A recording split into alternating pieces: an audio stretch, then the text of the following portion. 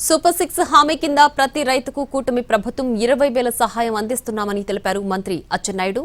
ఎన్ని ఆర్థిక సమస్యలున్నా రైతులకు ఇచ్చిన మాట నిలబెట్టుకున్నామని అన్నారు.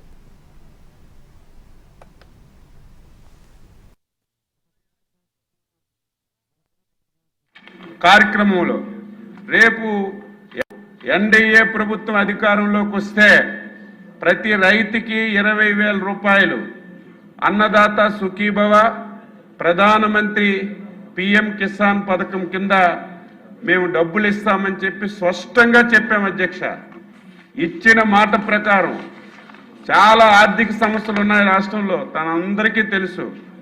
సమస్యలున్నా మాట నిలబెట్టుకోవాలని ఒక్క నిమిషం కూడా ఆలస్యం చేయకుండా కేంద్ర ప్రభుత్వం ఎప్పుడు వాటా 2,000 రూపాయలు ఇస్తే అదే రోజు రాష్ట్ర ప్రభుత్వం వాటా కూడా ఒక్కొక్క సంవత్సరానికి 47 లక్షల మంది రైతులకు అధ్యక్ష ఈ పథకాన్ని వర్తిస్తున్నాం.